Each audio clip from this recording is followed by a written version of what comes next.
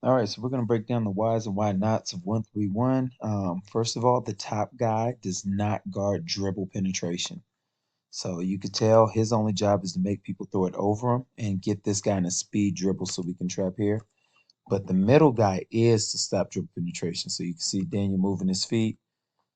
All right, now this right here is called a stunt. When they throw the ball over here, this guy has no intentions of actually trying to block this guy's shot unless on the scouting report we said, hey, this is Clay Thompson or something. But typically you're going to stunt and then get to the corner. All right. So you already know where the ball's going to go. And because of that stunt, now we get a trap right here already coming. Now we need to tighten our trap up so he can't split it. All right. And then this is just a really quick shot. Those are the types of shots we want. That is not Rob. He was not balanced. So you got to be in range, open, and balanced. So we took one of the three things away. All right, and another thing we want to do is we want to make players catch it outside the volleyball lines. So if we get them playing outside the volleyball lines, like these right here, that's perfect. All right, because now it's going to create longer passes. So this is outside the volleyball line. He throws a long pass and we run through it. All right, so we want to force 20, 25-foot passes against this defense. All right, it's also really important that everybody knows multiple positions. As you notice, Nate switches to the top. This guard is pretty good at keeping the ball in the middle of the floor. That's one of the ways to deal with the 1-3-1. Now, Daniel's doing a great job of moving his feet laterally and making him hit his chest. It's a physical game, but if you show your arms, you could get away with a lot of stuff. Stunt and then get back. So Cade does a great job at stunning at this guy. Now we have a trap. Now it's really important that the middle guy covers the block. All right. And then the bottom guy, covers down and we force a long pass.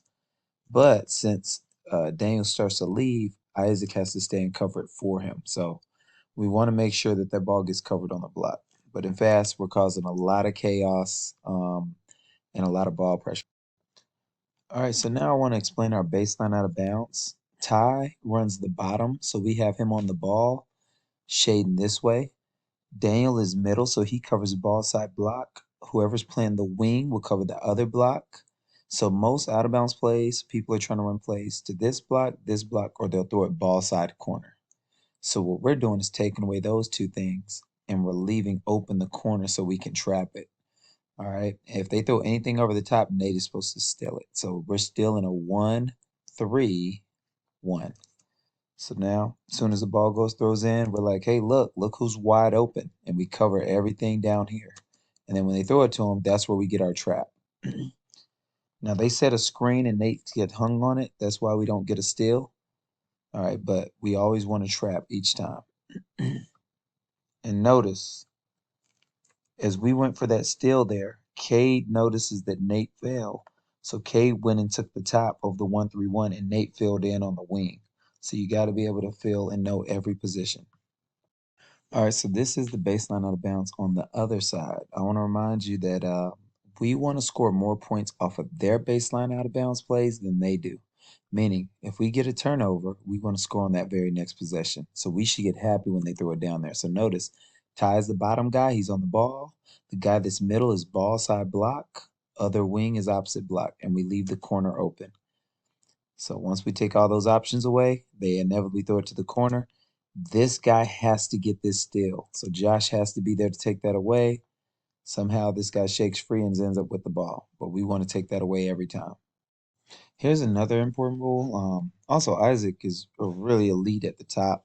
He uses his outside hand that's closer to half court to hold his hand up and make them throw high passes. And this hand is like the pass that if they throw it around them. But my point is here is the top guy, if there's dribble penetration from this guy and he passes them along to the middle guy, if there's no trap, you automatically run opposite. That's where the next pass might go.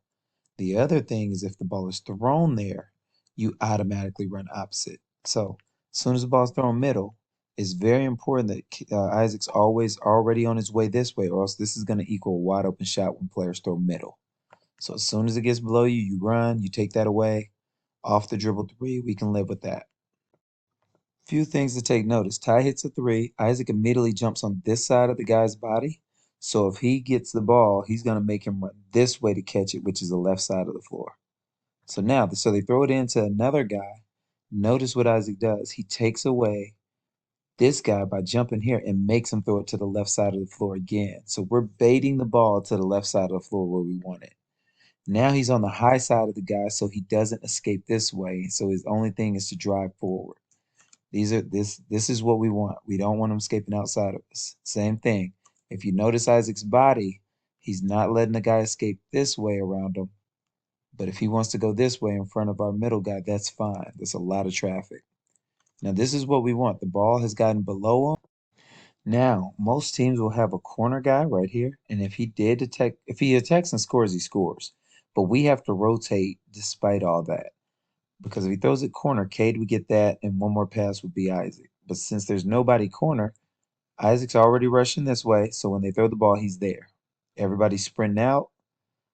All right, now on this play right here, since Cade didn't see this guy flashing, so he doesn't know that there's nobody behind him. Had he known that this guy flashed middle, he would have covered and not let him got this three off. But they get a shoot an NBA three and first buckets of the game. One of the key things that we want to do is we always want to touch people, all right, and put pressure on them because that makes kids panic. All right, it makes them play faster than their abilities. So we just want them to see less court. Now notice we go here, we're showing our hands because you get away with a lot of contact if you show your hands now.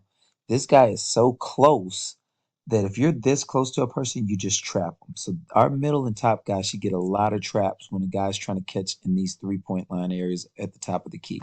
So we get that. So that's a hard trap. Oops, sorry. So that's a hard trap that we're going at. All right, try to tap the ball. All right, now here's another reason we like trapping, even in the middle. So since he dribbles up, there it was very vacant. Nobody was middle, so we send a trap and make it difficult. And this is why kids don't practice this shot enough, so we don't guard it. Look, he doesn't even square up completely. He just kind of shoots it really fast. All right, so we have them playing so fast that they're shooting shots that they don't practice. All right, and I remember saying this before the game. This guy dribbles with his left, but he doesn't attack with his left. So Isaac is forcing him to dribble with his left hand the whole time because if he dribbles with his right hand, he'll steal it. And when he tries to get back to his right, shows his hand, beats him to the spot. All right, now since he doesn't attack, it's an easy trap and an easy tie up. Now notice, as our players see traps happening, you see Cade just release and take the next easiest pass away. All right, so we want to be smart and not just robots. Tie ball, and again, top and middle are trapping. All right, so Ty just hits a free throw. Now notice Josh is already walking to this side to take this guy away, so they will throw it to the guy that's open on the left side. That's the side we want it on. The guard does a good job of getting back to the middle. Now, what we want is we don't want Josh in front of him. We want Josh on the side still because we want the top guy to trap. All right, but as we play, nonetheless, we're covering middle. Now, if there is dribble penetration here, this is really important. The wing does not help on dribble penetration. He covers the corner. So as he dribbles, you can see Isaac covering the corner. But here's the big part. Look at Isaac's feet. He's reading this guy's eyes and situation the whole time. Okay, get a trap, make him go baseline. Ty does a good job of walling up. Here's another thing. As soon as it comes out, Isaac immediately jumps to the far side and tries to make the guy go back this way.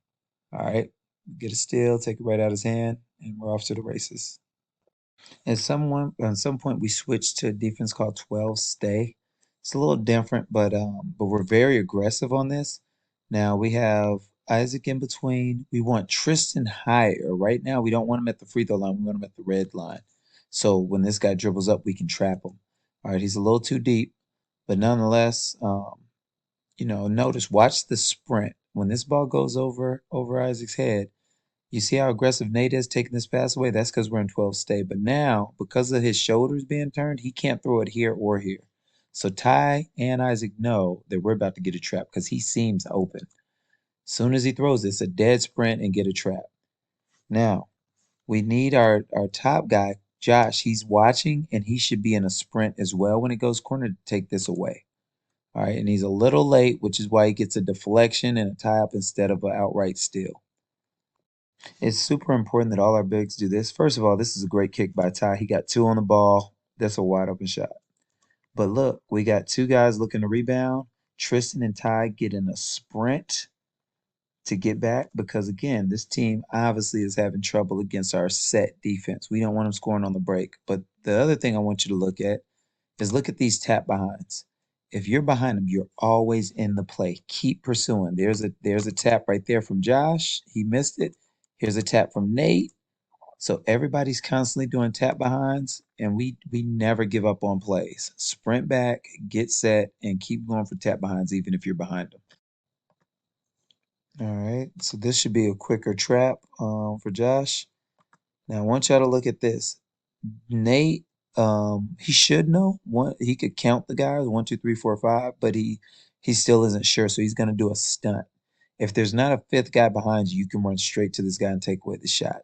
But the reason we stunt is to get guys to either dribble, hesitate, pump fake, or this travel. He stunts at him, and because of that stunt, that made the guy travel and gave us an extra possession. All right, so we got a trap with our top guy in middle, but look, you gotta stay on traps. Like right here, Nate goes for a steal and he doesn't get it, and now he's out of the trap.